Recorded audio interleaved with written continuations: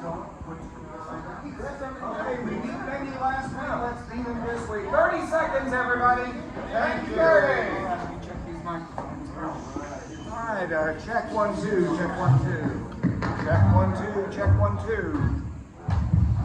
And check 1, 2, check 1, 2. How about a booth? All right, very good.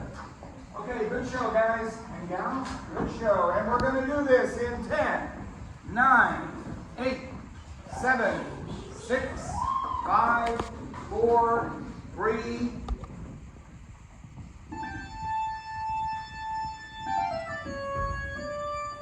Broadcasting from the WFIA studios, the Lafayette Theater Company presents Theater of the Mind, Radio You Can See, written by Philip Grecian, produced by Kelly Finley, directed by Randy Powell, and based upon the works of Edgar Allan Poe. For those joining us in our live studio audience, we have a few small things to ask of you.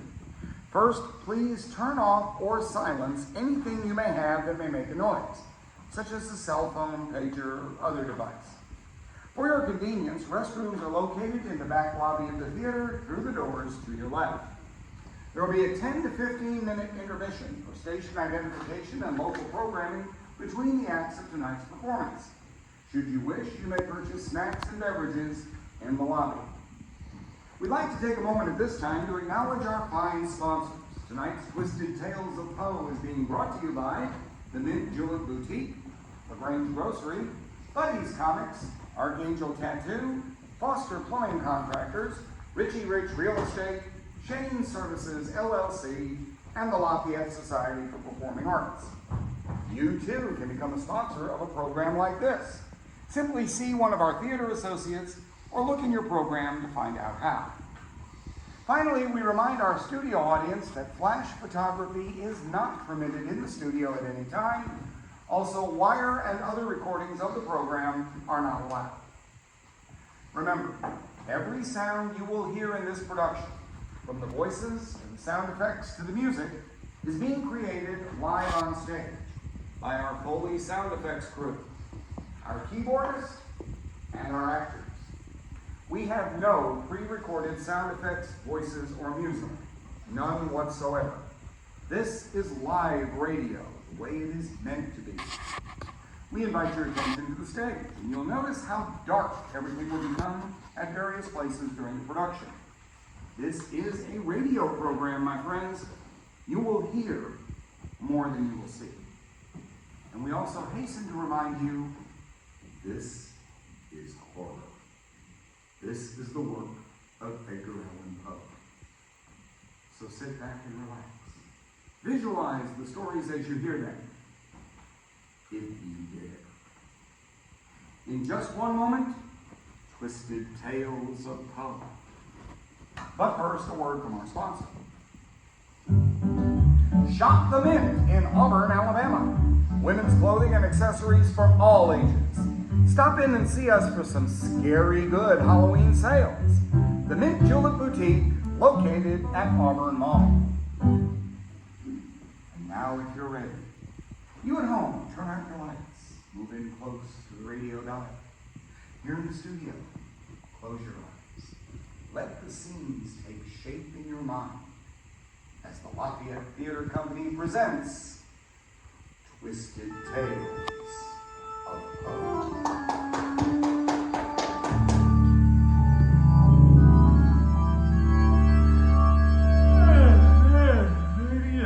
What time is it? Is anybody awake over there? What do you want? Hey, they are awake. Move up closer. Maybe we can see them. Hey, over there. What? Come up to the bars. Up in the corner, all of you. We can maybe see each other. Why not? Sure. Yeah, there you are. What time is it? How should we know? Is it still daylight? I'd give anything to have a window to see the sun. You'll see it soon enough. I've heard them building the gallows out in the yard. We'll all see it soon enough. We've all got that in common. Murder, you mean? I had no choice. Of course you didn't. Hey, you there? What? Move out where I can see you. All right. That's good. Anybody else awake over there? Just the poet. The poet? Yeah, the quiet one. Oh, poet, huh? Catalepsy. The guard told me. What did he say? He told me yesterday that quiet one's a poet. I think it was yesterday. Yeah, he doesn't move, doesn't speak, just stares. Mad? No. Not like some. What are you saying? Do you think me mad? Well, I think doesn't matter, love. You're lying all the same. Why will you say I'm mad? Well, certainly I have a disease, a condition of the senses that sharpen them. Above all, the sense of hearing. I see. No, truly, it's become acute. I hear all things in heaven and earth. I hear many things in hell. Madness? No! It is my condition, my curse. Let me tell you how calmly I can tell my story, like a person not mad. Very well. It is impossible to say how the idea first came to me, but once it did, it haunted me. You hated him. No, I loved the old man. He had never wronged me. Why did you kill him? Money? No, I never took money. It wasn't for his Then money. what? His eye. His eyes? But what did No, only one of his eyes. Only one. It was larger than the other and pale blue with a film over it. An evil eye. It saw me. It knew me. It wanted to destroy me. Whenever it fell upon me, my blood ran cold. I made up my mind to kill it, to take its life, and end the evil. Kill the eye? Yes, but to do that, I had to kill the old man. There was no other way. I didn't hate the old man. I loved him, but... You truly are mad. A lunatic. No, a lunatic knows nothing, but I know everything. I was careful. I planned it out carefully. Can a lunatic do that? I don't see why not. I've been engaged to nurse the old man through his illness. You must know that I was never kinder to him than during the week I killed him. I would see to his needs during the day, and then go to my own home in the evening. It was that week. Every night that week, at midnight, I would return. I would creep into his house, quietly steal up to the door of his room. I would open the door, oh so gently, put in a dark lantern, close it up so that no light shone out. And then I would put in my head, slowly, so as not to disturb the old man's sleep. I could see him in the moonlight through the window, see him upon his bed. I would undo the lantern so that a single thin ray fell upon that eye, that vulture eye. But every night it was closed, so it was impossible to do my work. Your work? It wasn't the old man who vexed me, it was that eye, that evil eye. But for 5 nights it was not there, you see. It was closed, asleep. I was safe from it. Once I knew this, I'd creep out, leave the house, go to my own apartment. But every morning then, I'd go back to his house, into his chamber. Good morning. Good morning, my friend. And did you sleep well? Aye, tolerable well, thank you. Good. I brought you breakfast. No. I'll have a cup of tea. That will be enough. Nonsense. I won't hear of it. Sit up. You have a good heart. You are so good to me. Let me fluff up your pillows then. There we are. Ease back. Yeah, how's that? Oh, excellent. It does my heart good to see how you care. Now, here's the tray. You see? Look out now. We'll sit across your lap. There. The aroma. Wait till you see. Sausage and eggs. Sausage and eggs. A meal after my own heart. There's more. Bread, fresh from the oven, toasted and buttered. You baked this? Oh, I did. Churned the butter as well. Oh, you've gone to such trouble. It warms my heart to see how you look after me. And here. Oranges? And melon, fresh from the market this morning. Melon, you fulfill my heart's every desire. And tea. Here you are. just smell that. Breakfast fit for a king, eh? A hearty breakfast indeed. Well, of course. Eat it all. You must keep up your strength. I will take what you say to heart, my friend. Come back in an hour, and there'll not be a single scrap left on the tray. Very good. Till then. Till then. You see, it was that way each morning after my midnight visits for a week. But then, on the 8th night, I came along the street. I climbed the steps to his front door, in quickly so as not to be seen by anyone on the street. Then up the stairs to his door. I was more than usually cautious in opening the door. I knew that this would be the night. I could feel it. He moved as if startled. Hey, well, she's you. Now you think I drew back, but no. His room was filled thick with darkness, for there was no moon. Light from Norway. There was none, and my lantern was shuttered. I simply kept pushing on the door, slowly, for I knew he could not see it. And then, just as I was prepared to open the shutters of the lantern, Who's there? It was light. yes, but he could not see. For a whole hour, I did not move a muscle. He went back to sleep. I knew he was sitting on the bed, listening. I don't know. Awakened at night, listened. But I was quiet. You see, would a lunatic have been quiet? Oh, but What? Did you hear? Where it is again? Do you know what it is? what? It is the groan of mortal terror, the low, stifled sound that arises from the bottom of the soul. Many a midnight it has welled up from my own bosom, deepening with its dreadful echo the terrors that had awakened me. Terrors! I knew then what the old man felt. I knew that he'd been lying awake since the first slight noise, and I knew What? that he knew. That he knew death lurked just past his reach in the Stygian darkness beyond his bed.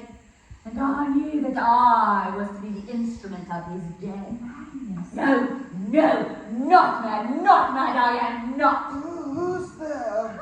Shh, you'll give me away, Simon. Hello? Hello? Wind in the chimney. Just a mouse. A cricket. Hello? When I had waited patiently, without hearing him lie down, I resolved to open the shutters of the lantern. Only bit, just a very thin little crevice, so that a single thin ray, like the thread of a spider, shot from the lamp and fell upon that vulture eye, and it was open, huge and dull blue, with a hideous veil that chilled the very marrow of my bones. That awful eye, that evil eye, it saw me. I know it did.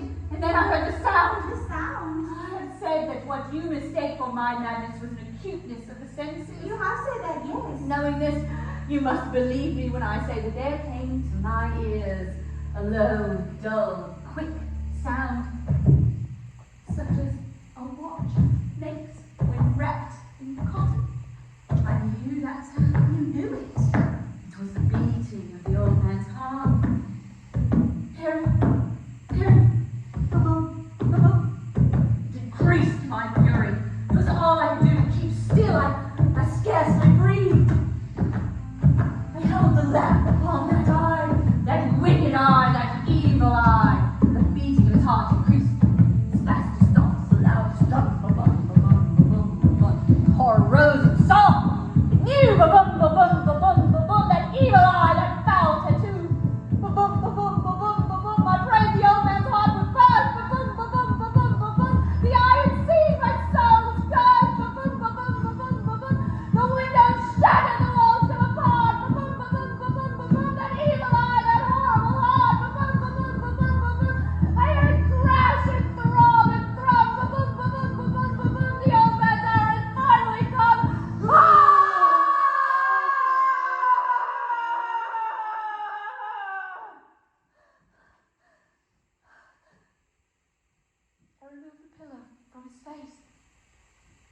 The old man was dead.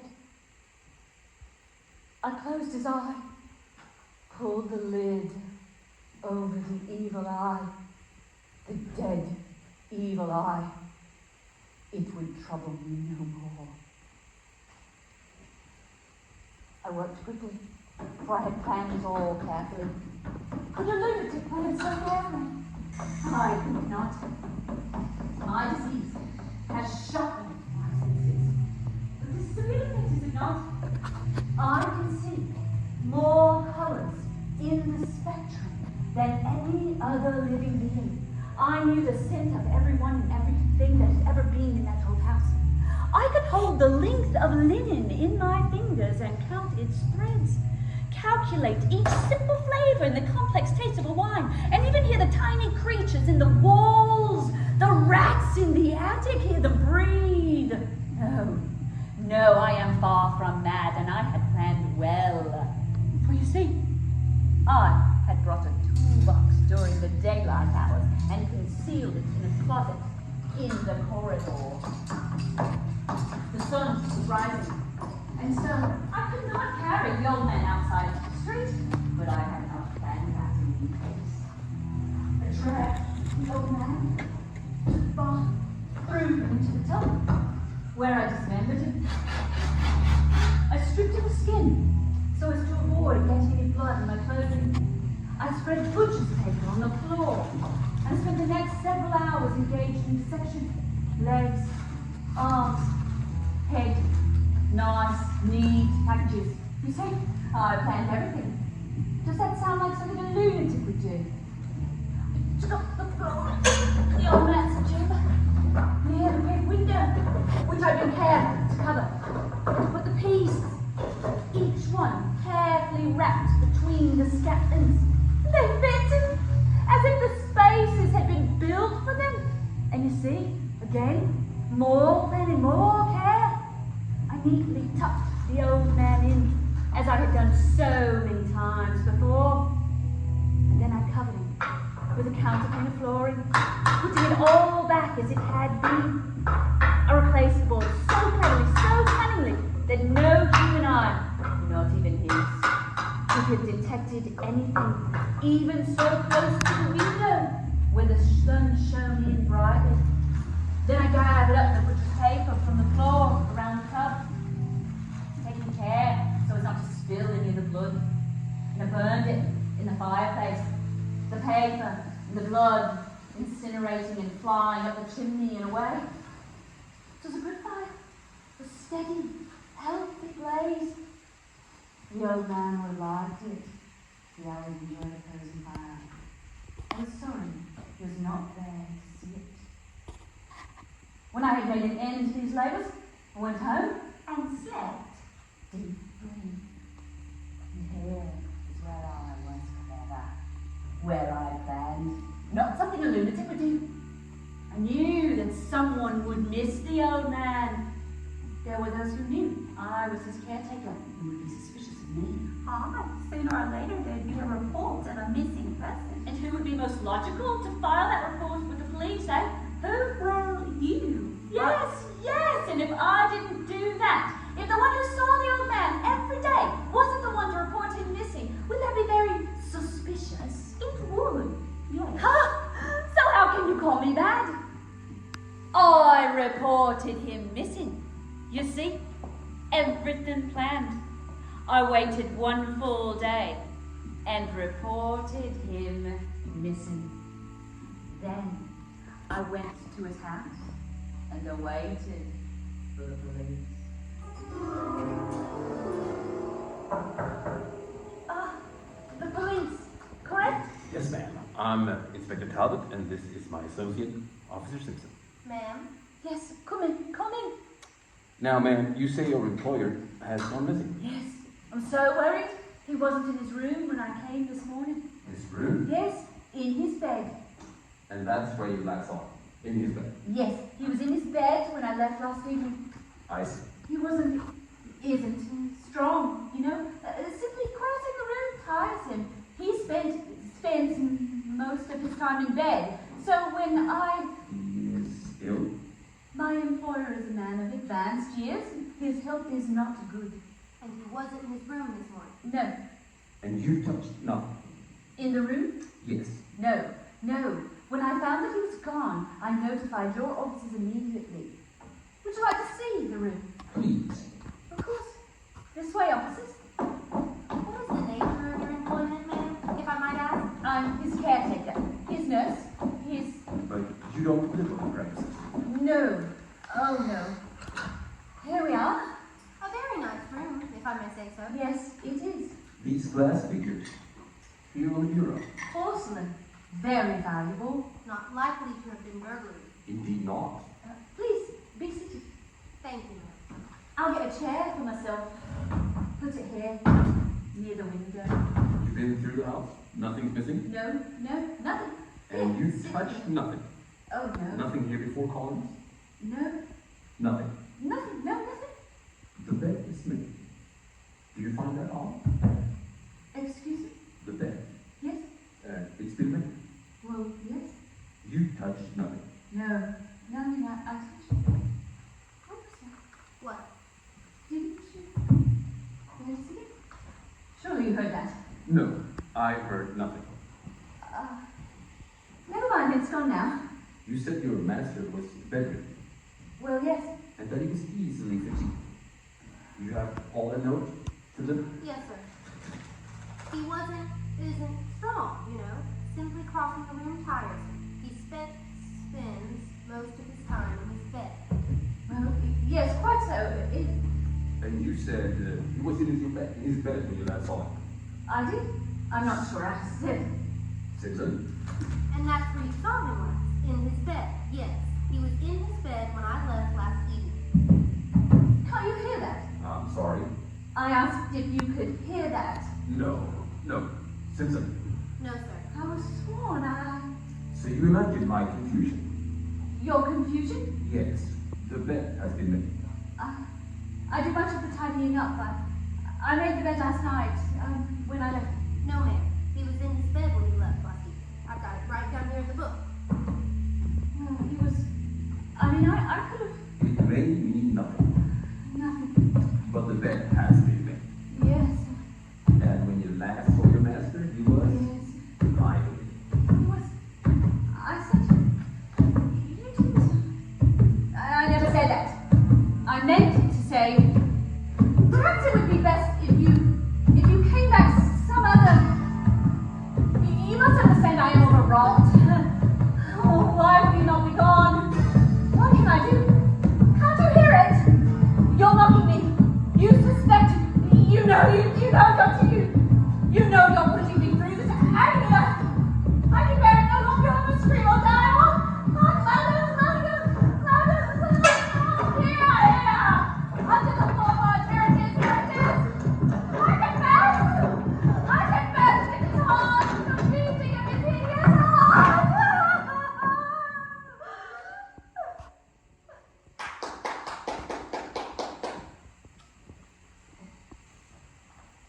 In a moment, after these words from our sponsor, we'll return to the Lafayette Theater Company Radio Players production of Twisted Tales of Poe.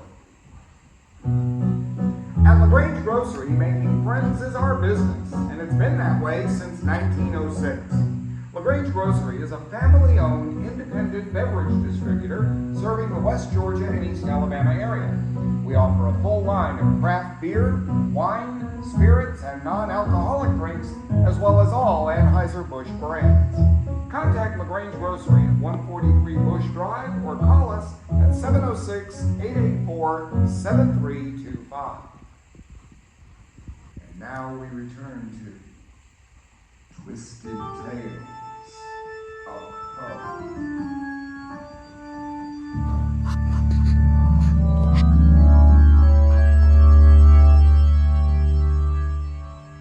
Let's hear another.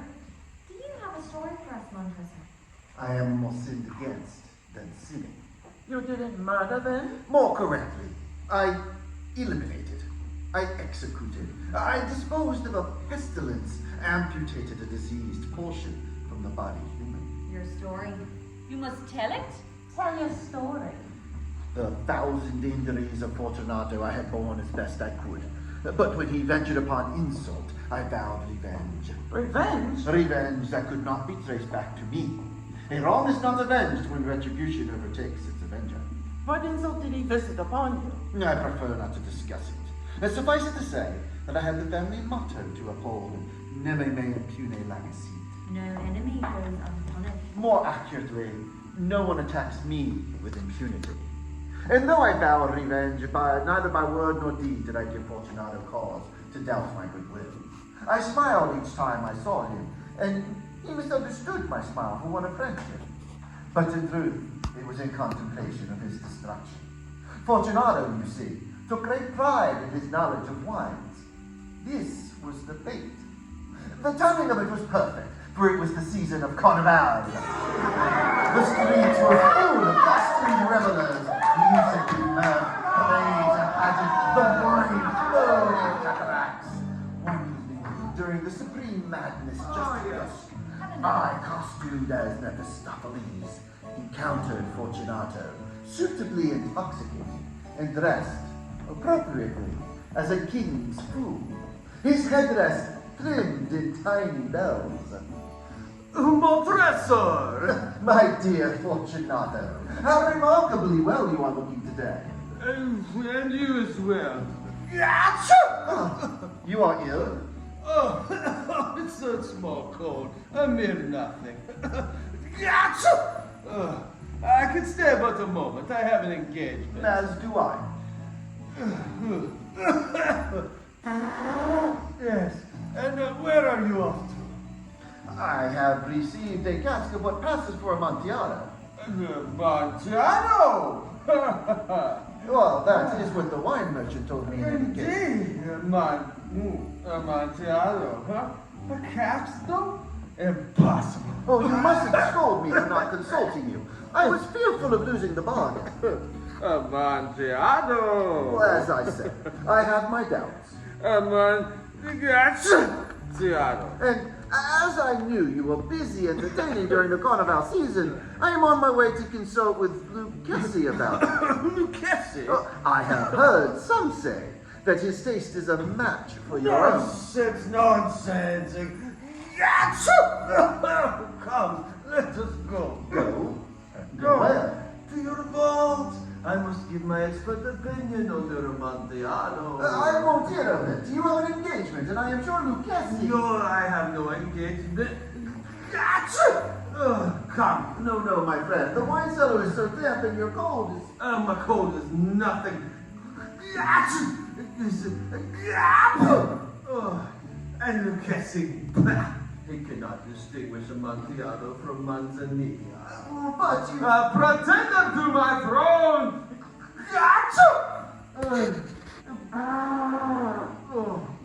Come, take my arm and let us away to your palazzo. Here we are, Fortunato. A moment while I find my key. Oh, nonsense. I'll ring the bell and your man will let us in. No, not tonight, I fear, dear Fortunato. The servants are out. Of course, it's Carnival. May God bless you. Oh, thank you.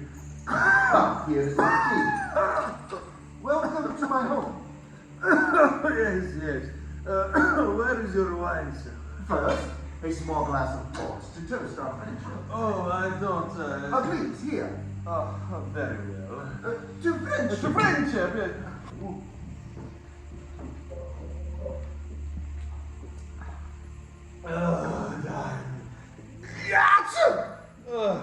Now, to your cellars. This way. Lucchesi indeed. Pah! Lucchesi is a pig. Here, take this torch. Take care. The cellar is damp and the steps slippery. Oh, got you. You see, I warned you. Oh, you saved my life. I might have fallen and broken my neck. Well, it wouldn't do to have you die that way, would it? One more step. Here we are, my friend. The catacombs of the Monteresso family, filled with wine, the bones of ancestors. God bless you. Thank you. serious cough, my friend. It's not. It's nothing. Oh, this cellar is so damp. It wouldn't do to have you catch your death down here. Not this way. Come, we'll go back. No. Oh, but your health is precious. You're rich, respected, admired, happy. As once I was. You would be missed. I will see Lucchesi about the Amontillado. No. This cough is. Oh, the cough is a mere nothing. It will not kill me. I shall not die of a cough. True. Here, a drink of this Medoc will defend us from the damps. Yes, just the thing. Yes! But how is it that it's uncorked and these flagons are in? Who can say? But it is our good fortune, eh? Aye, our good fortune indeed. To the dead who repose around And to us. those to come. Indeed. That should serve to quell your cough, I think. And if it does not, there are other remedies forthcoming. Yes, excellent. But your Amontillado. Where is the Amontillado? Farther down the passage. Bring the bottle. Of course, come. These vaults are extensive. The Montressors were a great and numerous family. I forget your family motto. Neme meum pure laxi. Yes, of course. No enemy attacks me without receiving punishment. And the coat of arms? A human foot of gold in a field of azure. The foot crushes a serpent rampant, whose fangs are embedded in the heel. The snake exacts retribution. Indeed, he does. We are below the riverbed now, you see. The moisture thickens our bones. Oh, you're wrong. We should turn back before it is too late. No. Perhaps another flagon full of meadow. The bottle is for you, my friend. You're not having more. I haven't your discerning palate. I am saving my own for Amontillado. I do not wish to confuse the flavors. All the more for you, eh? Excellent.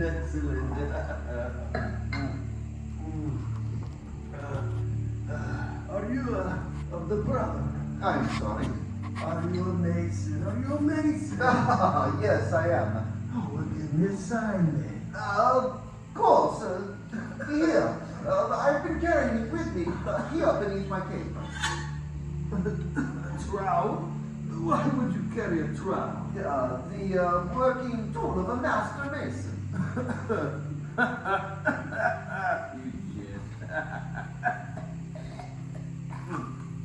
Perhaps not so much. Excuse me? A jest for a jester. My costume, yes! Just for a jester.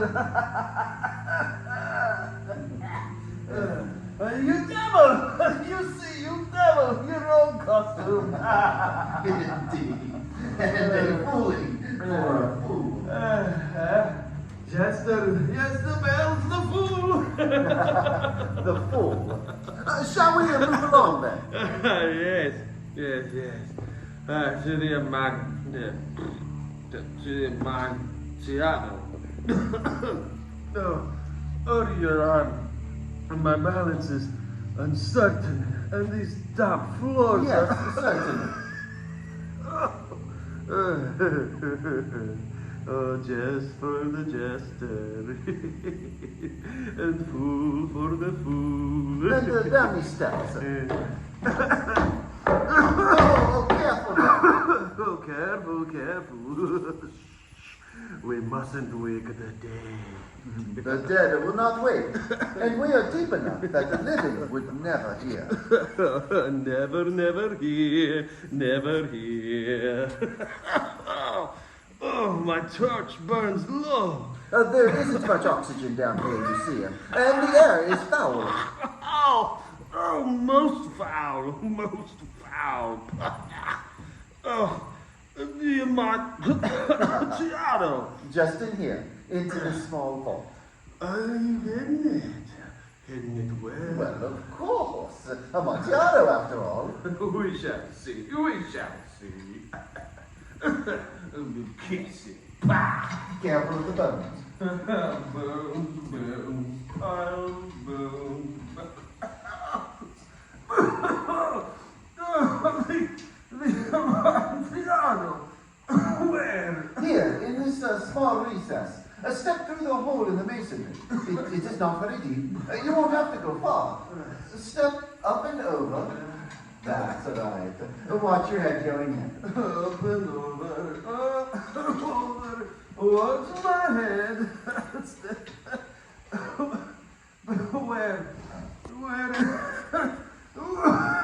Where is the Amontillado? Put your arms up here, if you please. My arms. Come in with me, Montresor. Come. No, my friend. I only need to reach in to fasten the cuffs. It is done. What? Where is? It is a fine little niche you occupy in my family's history, is it not? Small and mean and eventually completely forgotten. How appropriate. Oh, well, what are you doing? Let me go!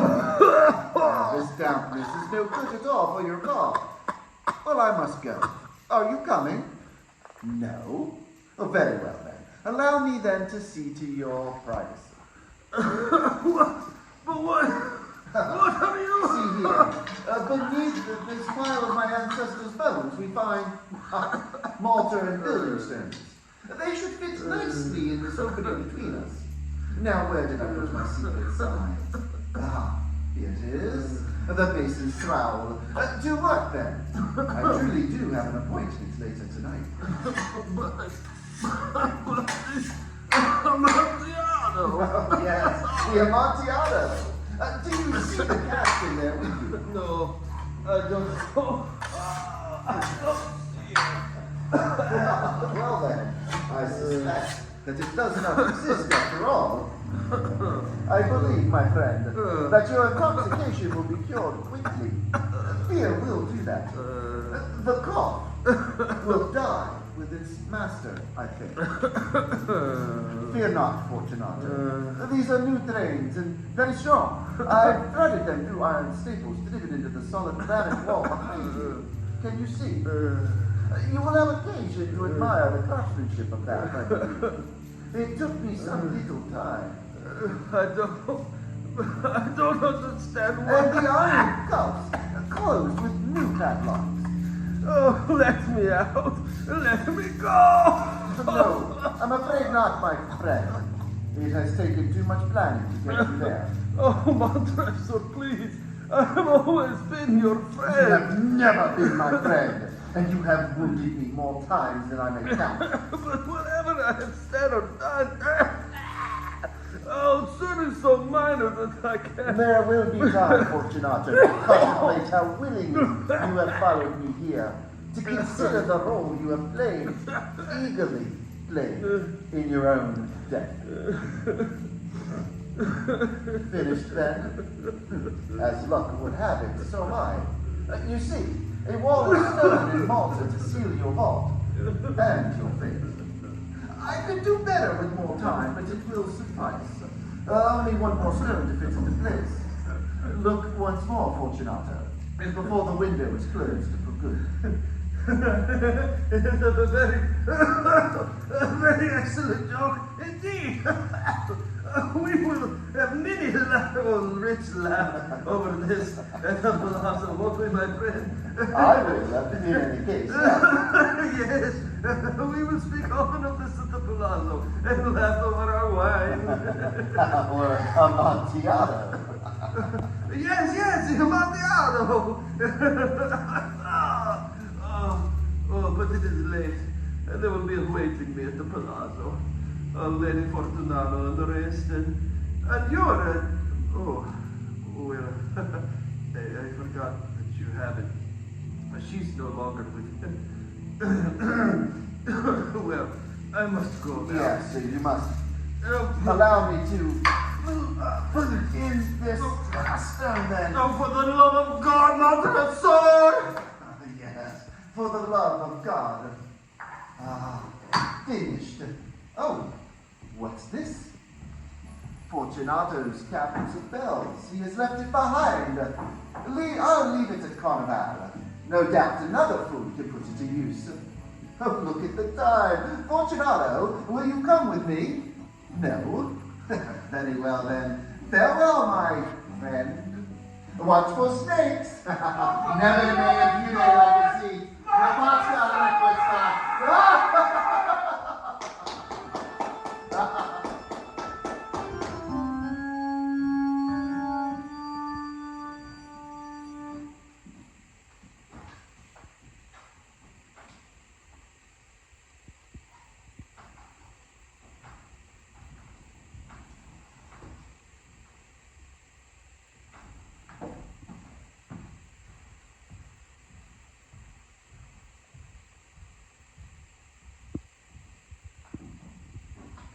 But there's family in Louisville, Kentucky, and Sears dad's been trying to convince her to go to Louisville so that, she can go to a city that doesn't, blow.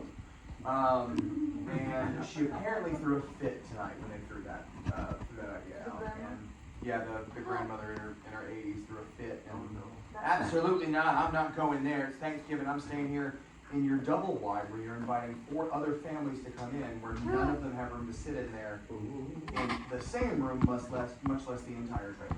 Places. Thank you. Big places. Sorry to end up such a somber note. That's all right. It's a We're summer going to play. Vegas for Thanksgiving to visit my grandma. It's going to be a great time. My grandparents are all dead. Damn, Sean, I was trying to get it all out. They do be dead. Oh no. I didn't even know my mother's parents. They were dead before I was born. Oh no. I never knew my dad's dad. He died when my dad was 12. There's tough out here. Real life. I don't have any records either. I've got my, Hat.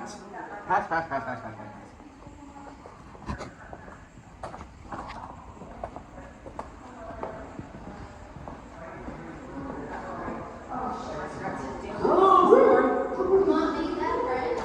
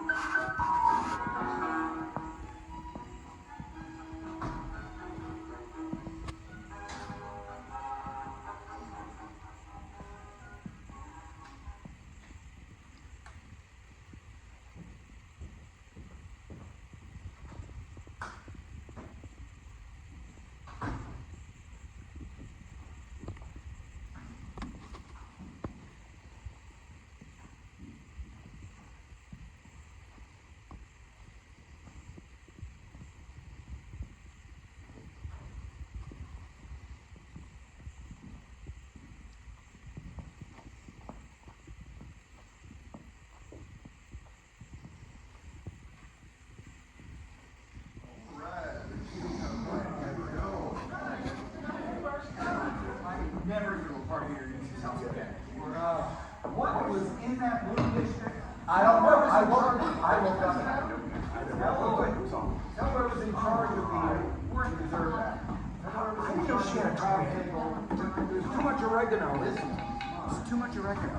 Check 1 2. Check 1 2. Check 1 2. Check 1 2. Check 1 2. Check 1 2. Booth. We're going in 10.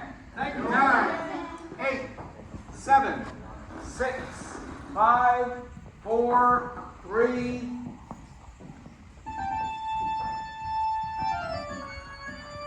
We will return to our radio drama in just a moment.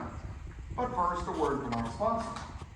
The premier gaming, comic, and hobby store in LaGrange is easy to find. Buddy's Comics, located at 913 Hill Street, is where we play the latest in role-playing games, card games, war games, and more.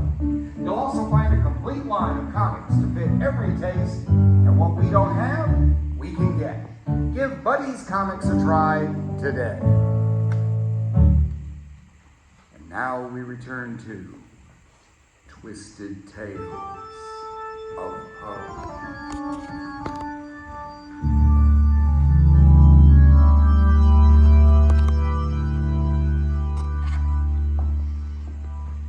Professor, you still claim you didn't murder? I still claim it. The last time I saw Fortunato, he was alive. And when the authorities found him some little time later, he was not. Seem we all deserve what we get at the end. Yes, Even you? even I. Doesn't talk much, that other one. The poet? Never. As I said, catalepsy. He hasn't told his story then. Certainly not. He can't. Think there's anything going on behind those eyes? Perhaps. He might be contemplating his future, reliving his past, imagining a present. Who can say what he's thinking, locked away inside himself? Indeed. Who can say? My deepest sympathies, my boy. Thank you. Thank you very much. Goodbye, then. And, well, I can do anything for you. Yes, thank you. Charles and I want you to know that we're here if you need anything. Anything at all. Just, well, you know how we... How we worry about you, and, Yes, thank you. Thank you. well, Well, yes. Well, good night then. good night. Good night. Oh my, it's quite cold now. Bundle up warm, dear. Bundle up warm. Storm's coming. Oh, it was a lovely ceremony. Yes, it was. She would have. Good night. Good night. Thank you. Good night, then. Good night, Helen. Thank you. You have enough to keep yourself busy? Yes. I have some research. I'll spend some time in the library, going over my books, making notes. Yes, of course. Lose yourself in scholarship. That's right. No sense blaming yourself, you know. No, I wasn't. Her heart wasn't strong. No. And the burden your relationship put upon her was, Pardon? oh, you know, the turmoil and the worry, of course. Well, we all worry about those that we love, don't we? Yes, we do. Some are simply too fragile for it. Well, don't stay up too late then. No, I'll be in bed by midnight. And don't feel guilty. Don't feel the least guilt. No, Well, good night then. And once again, my heart felt with sympathies. Thank you. Good night. Good night, everyone. Good night. Good night. See you next. Take care of yourself. Good night.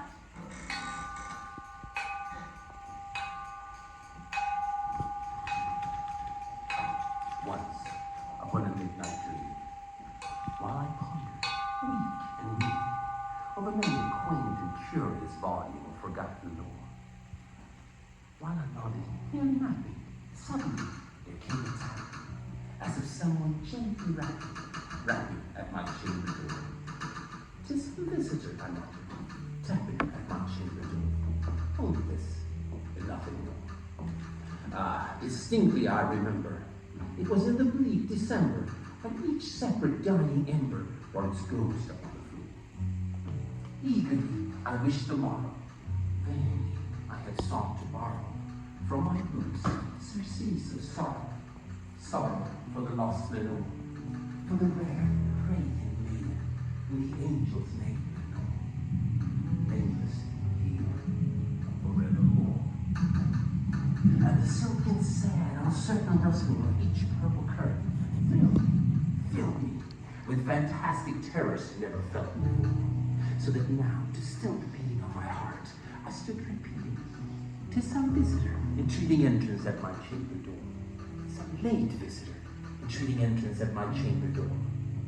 Visitors, and nothing more. Presently, my soul grew stronger, hesitating then no longer. Sir, said I, or madam, truly your forgiveness I implore. But the fact is, I was napping, and so gently you came. and so faintly you came tapping at my chamber door, that I scarcely should have heard you. Here, I opened wide the door. Darkness there, and nothing more. Deep into that darkness peered, long I stood there, wondering, fearing, doubting, dreaming dreams no mortal ever dared to dream before. But the silence was unbroken, and the stillness gave no token. And the only word there spoken was the whispered word, Lenore. This I whispered, and an echo murmured back the word, Lenore. Mutinous, and nothing more. Back into the chamber turning, all my soul within me burning. Soon again I heard a tapping, somewhat louder than before. Surely, said I, surely that is something at my window lattice. Let me see then what thereat is, and this mystery explore. Let my heart be still a moment, and this mystery explore. It's the wind, and nothing more. Open here, I flung the shutter, where with many a flirt and flutter, in there stepped the stately raven of the saintly base of the door. Not the least obeisance made, not a minute stopped or stayed, but with mien of lord or lady, perched above my chamber door, perched with a bust of Pallas just above my chamber door, perched and sat, and nothing more. And this ebony bird beguiled my sad fancy into smiling by the grave and stern decorum of the countenance it bore. Though thy crest be shorn and shaven, thou, I said, art sure no craven, ghastly, grim, and ancient raven, wandering from the nightly shore. Tell me what thy lordly name is. It's not Plutonian sure. Quoth the raven, nevermore. Much I marvel at this ungainly vow to hear discourse so plainly, though its answer little meaning, little relevancy bore. For we cannot help agreeing that no living human being ever yet was blessed with seeing bird above his chamber door. Bird or beast upon the sculpture bust above his chamber door, with such a name as Nevermore. But the raven, sitting low on the placid bust, spoke only that one word, as if his soul in that one word he did out. Nothing further than he uttered, not a feather than he fluttered, till I scarcely more than muttered. Other friends have flown before, on the morrow he will leap, as my hopes have flown before. Then the bird said, Nevermore, nevermore. Starting, and stillness broken, by reply so aptly spoken, doubtless, said I, what it utters is its only stock in store, caught from some unhappy master, who unmerciful disaster followed fast and followed faster, till his soul's one burden bore, to the dirges of his hope, that melancholy burden bore of nevermore. But the raven still beguiling my sad fancy into smiling, straight out of the cushion seat, in front of bird and bust and door. Then upon the velvet, this ominous bird of joy. Then upon the velvet singing, I betook myself to his my goodness, fancy unto fancy thinking, or this ominous bird of yore, or this grim, ungainly, ghastly, gaunt, and ominous bird of yore meant in croaking, nevermore. This I sat engaged in guessing, but no syllable expressing, to the fowl whose fiery eyes now burned into my bosom's core. This and more I sat defining, with my head easy inclining, on the cushion's velvet lining with the lamplight gloated o'er, by whose velvet violet lining, with a lamplight broken over, she shall dress it up, nevermore. No sense blaming yourself, you know. Then methought, the air grew denser, perfume from an unseen censer, swung by seraphims to false tinkle on the tufted floor. Wretch, I cried, thy God had lent thee, by these angels he had sent thee, respite, and nepenthe, from thy memories of Lenore. Quaff this kind of empathy, and forget this lost Lenore. Quoth the raven, nevermore. Her heart wasn't strong. Prophet, said I, thing of evil, prophet still is bird or devil. When the tempest sent or when the tempest tossed thee here ashore, desolate it all undaunted, on this desert land enchanted, on this home by horror haunted. Tell me truly, I implore, is there balm in Gilead? Tell me, I implore. Quoth the raven, nevermore. The excitement you brought to her. Prophet, said I, thing of evil, prophet still is bird or devil, by that heaven that bends above. above us by the God we both adore. Tell his soul with sorrow laden, if he be a distant maiden, it shall clasp a sainted maiden, whom the angels name Lenore. Clasp a rare and radiant maiden, whom the angels name Lenore. Quoth the raven, never. Some are simply too fragile. Be that word our sign in parting, bird or fiend, I shrieked upstart. Get thee back into the tempest of the night's Plutonian shore. Leave no black to bloom as a token of the night our soul hath spoken. Leave my loneliness unbroken, and put thy bust above my door. Take thy peak from out my heart, and take thy fork from off my door, quoth the raven. And the raven, never flitting, still is sitting, on the pallid bust of palace, just above my chamber door. And his eyes have all the seeming of a demon that is dreaming, and the lamplight o'er it streaming throws his shadow to the floor. And my soul from out that shadow that lies floating on the floor shall be lifted nevermore!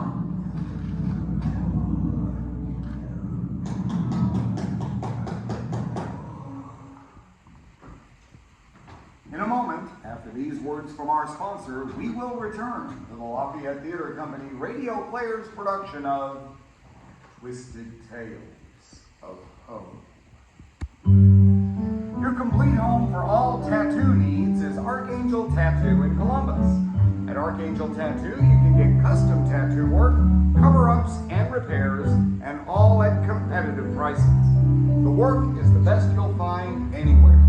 Visit Archangel Tattoo at 5301 Armour Road, Suite C in Columbus, or give them a call at 706-507-2776. And now, stay tuned for the conclusion of Twisted Tales of Edgar Allan Poe.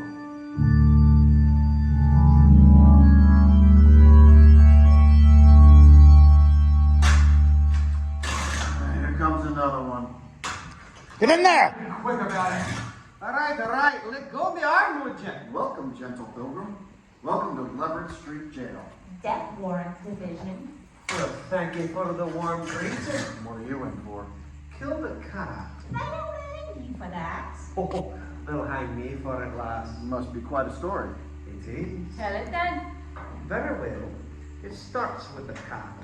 The cat. The black cat. You see, I've always been especially fond of animals. And growing up, I always had myself a pet. I married early and was happy to find my wife of the same disposition. We had this cat, Pluto.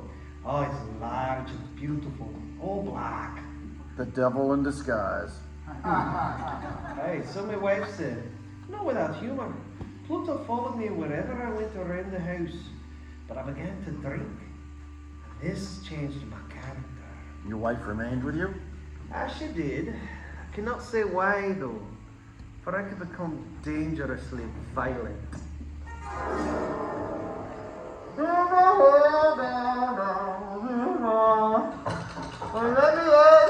Let me in, I'm home.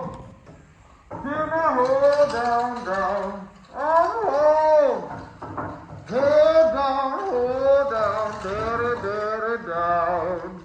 Among the leaves. Where have you been? Oh, what? I asked you where you've been. Oh, get that cat off of me, way! I was worried about you. Why don't you just drink some? Oh, never good enough, huh? Never good enough. Always you're picking at me, always complaining. No, I only just... Oh, come here, you. Let go! Yeah, good enough for you now? Good enough now, huh? Yeah, come here, good enough now? Oh, how's that? Is that good enough for you? You want some more, you said? Here's some more, you little time, huh? Here's, get out of my way, you. Ah! Fight me, will you? Fight me! I'll show you. Come here, you. Come here. Let him go! Here's a lesson for you.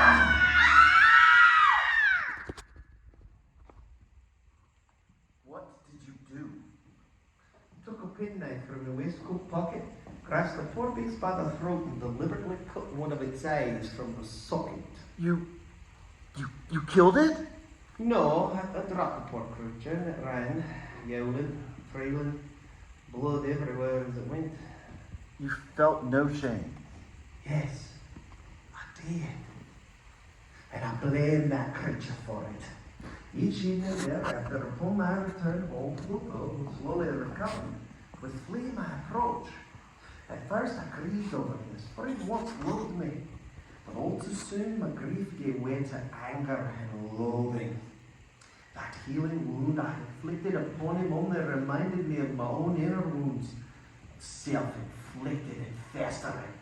I could not stand the sight of it, and I determined to end my torment.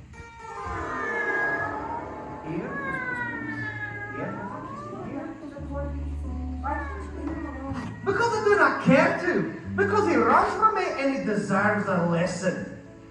Now, he must be here somewhere. Ah, cornered yourself, have you? Be careful!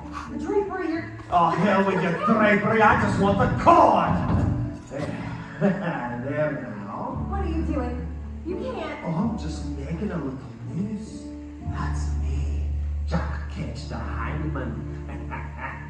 Yes, here, puss. Here now. Get your little head right through here now. And go again! Don't try to play me with you. No, you don't. I put it tight. Yes, there's a watch spot for you. Look at him swing. Look at him kick. Oh, get off of me, will you? To the hindman's trail. No, stop! Here we are, then. Just throw him over the branch and pull it tight.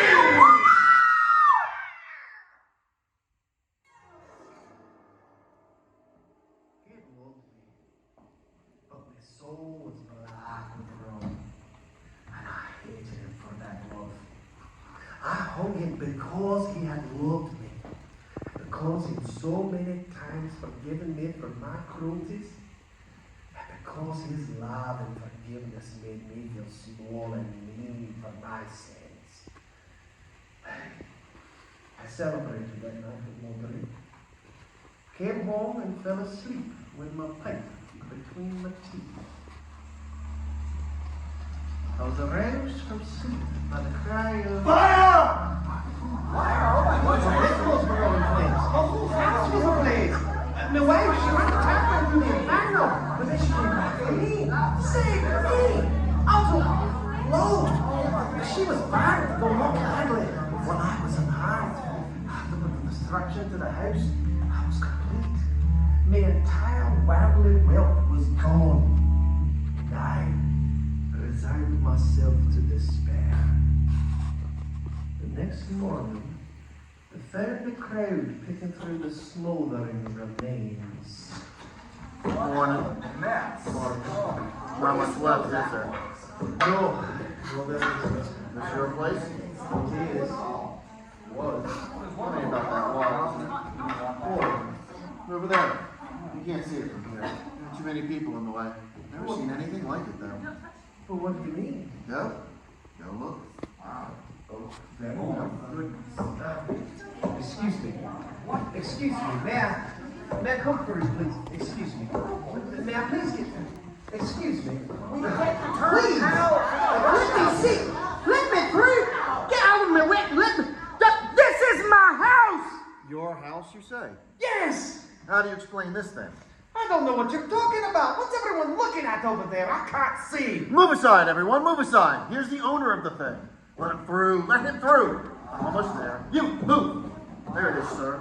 What do you make of it? The crowd parted to reveal all that remains standing of my house. The twisted and blackened frame of my own bed, and the wall against which it had rested. And there, on that wall, as if graven in bas relief, reproduced in soot and ashes, was this figure of a monstrous cat. I beheld this apparition with wonder and terror. It was Pluto, clearly. A rope around his neck and a single eye, luminous and angry. How do you think you did this? No, it was never there before. So what then? I don't know. You know, a cat hop is hanged from the branches of the side garden. Yes, I cannot say though, Papa. But it was there. As for this, I don't know. I don't know what to think. You know what I think, sir?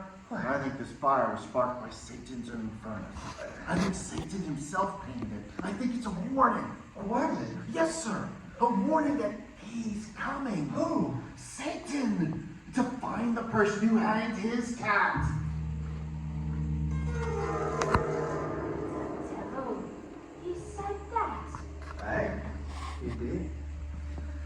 We found another house, less splendid perhaps, though there was some trouble meeting the rent, for everything we owned had burned, and much of our money went to drink. Then, as I sat up late one night, my attention was drawn to a deep blackness in the far corner. A shadow, I thought. But then it moved. It came forward and it became a black cat, fully as large as Pluto, resembling him in nearly every respect, even missing an eye. The same eye I dug from Pluto's face. A ghost. Well, cats are hardly unique, eh? And while Pluto was all black, this cat had a large patch of white covering his breast. But it came directly to me, wrapped up against me and curled up by my side. My wife took an immediate liking to this creature, and over the next number of days, bonded strongly with it. What are you doing? Giving him a bowl of milk. We've hardly enough for ourselves. He's got to live too, doesn't he? Such a pretty pussy. Yes, he is. You see, he's happy. Look here, you can't just take in every little. That's enough now. Oh, Mrs. Hicks. Mary, I brought the cloth I spoke of. Oh, yes. I'll need a dress and 2 shirts of it by a week from Sunday. Yes, ma'am. Here, payment in advance. Oh, very generous. Thank you, Mrs. Hicks. I'll see you a week from Sunday. Bedfellow. Mrs. Pitts. Good day, Mary. Good day. That old hat. She's one of my best customers. If it weren't for the snowing, we wouldn't have a dime, and you know it. Oh, let it starve. Oh, look! What? The white marking on his breast. You see that? It's become sharper somehow. It's your imagination. No, truly. It almost looks like... Oh! What? It looks like a gallows. It was exact. A perfect outline. Now this cat, it terrified me. It filled me with this growing horror. It would not leave me alone. Oh, not even as I slept. I'd awaken from dreams of unutterable fear just to find the hot breath of the thing upon my face and its vast weight upon my chest and eternally upon my heart.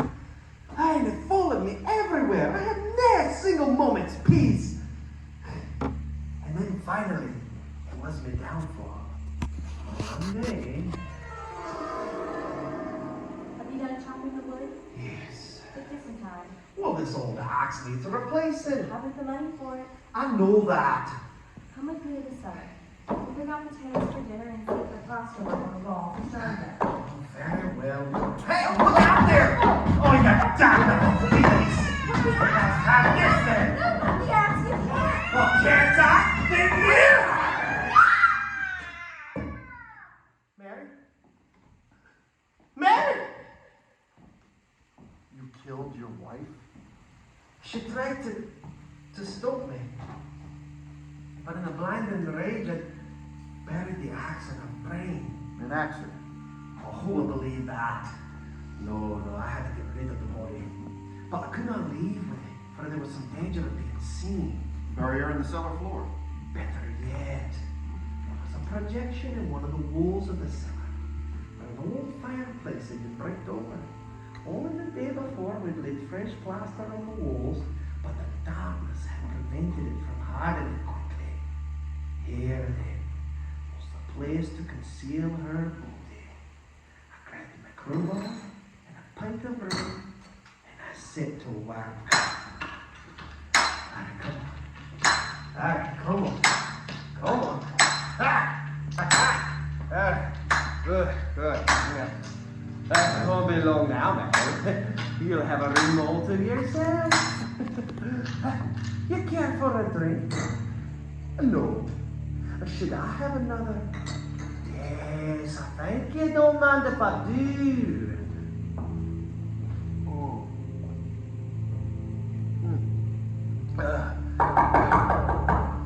Someone at the door upstairs. We'll ignore it. Quiet, man, quiet. We've got a lot of work to do down here, Mary. There's no time to loud enough to wake the dead. Are you awake, Mary? And no, don't wake, Mary. We best go see. All right, I'm coming. Don't wake the dead. Don't wake the. I'm coming, I tell you. Mr. Bedlow, Mrs. Pitts, and how are you this morning? it is evening, Mr. Bedlow, and I am fine. I've come for the sewing. Sewing? A dress and 2 shirts. Is Mary in? No. Mary is visiting relatives in Baltimore. Yes, visiting relatives in Baltimore. She left them for me then? No. No. Now that is singularly odd, Mr. Bedlow. Mary's been most reliable. I'll just come in. No. She did not leave anything. She's visiting relatives. Is that blood on your shirt? Blood? Yes, I cooked myself shaving. By the look of you, Mr. Bedlow, you haven't shaved in quite. I cooked myself shaving, I tell you, Mrs. Pitts. Now leave! Go! Now, let's just make the opening large enough to... There. There. That should do it. Should fit. There. Up you go, Mary dear. There you are. Mary. There you are. In there. Just like that. All right, get your leg in.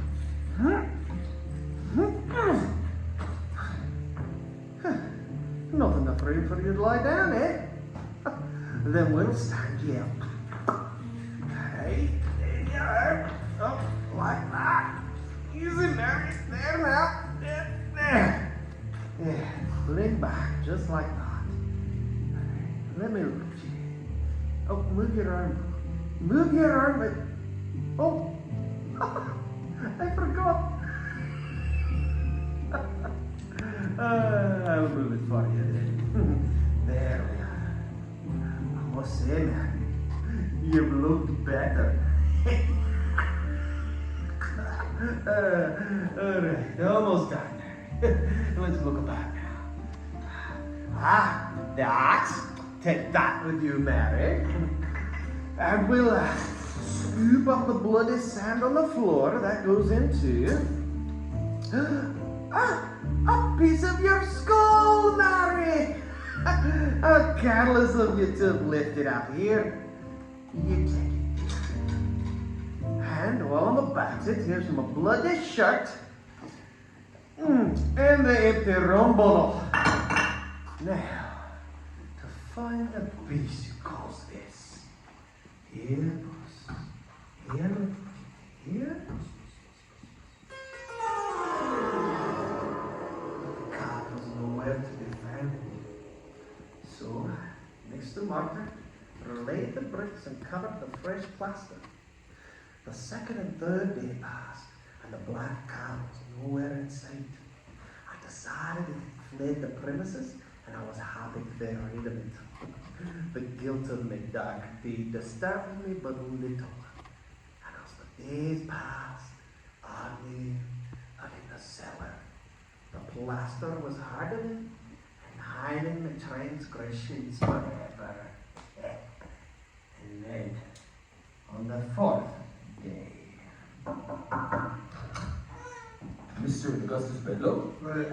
Yes. Inspector Talbot. This is my associate, Officer Simpson. Sir? Where are the police, sir? The police? Yes, sir. May we come in? Certainly. Come in. Is Mrs. Bedlow in? My wife has gone to visit relatives in Baltimore. Yes. I see them. We've had a report that Mrs. Bedlow has gone missing, sir. Oh, this is about the sharks, isn't it? May we have a look around, sir? A look around. Certainly. Yes. Come along. You can see there isn't much furniture. We had a fire, you see, somewhere back, and everything was lost. What's down here, sir? Down there. Yes, sir. The cellar? Would you mind if we took a look in the cellar, Mr. Bedlow? No, certainly not. I have nothing to hide. Nothing to hide in the cellar. Here, I'll go down with you. Take that lamp down, would you, Simpson? Yes, sir. And you can clearly see it. There's nothing down here, Inspector. Just a dirt floor with a layer of sand. But you're welcome to dig if you'd like. Now, why would we do that? No reason. Police work, I suppose. Digging for clues, as they say. You see anything here, Inspector? Officer Simpson? No, sir. Not much to see.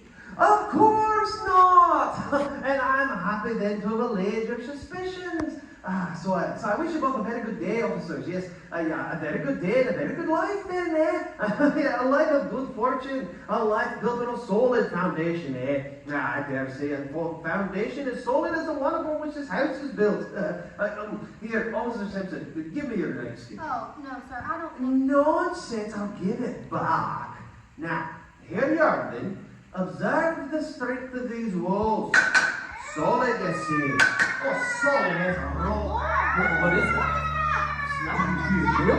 I know, it's not. I've never heard anything like it. It's not what you think. It's Simpson, it's behind that wall. Take it down. No. Please, I swear.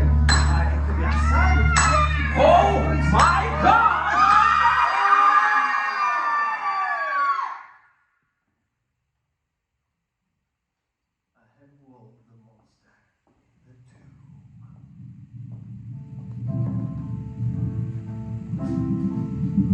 You have been listening to the radio dramatization of Twisted Tales of Poe, written by Philip Grecian, based upon the works of Edgar Allan Poe, and performed by the Lafayette Theater Company. So for now, good night. Pleasant dreams.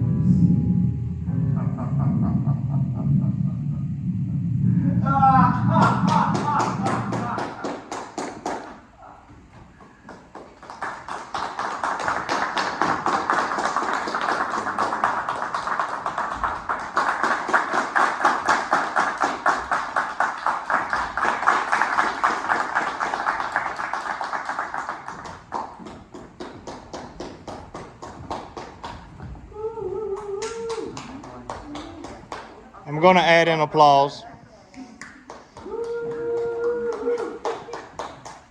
I think this side is faster with the bow than that. Well, we have a large area in which to get around. So we gotta wait. Yeah.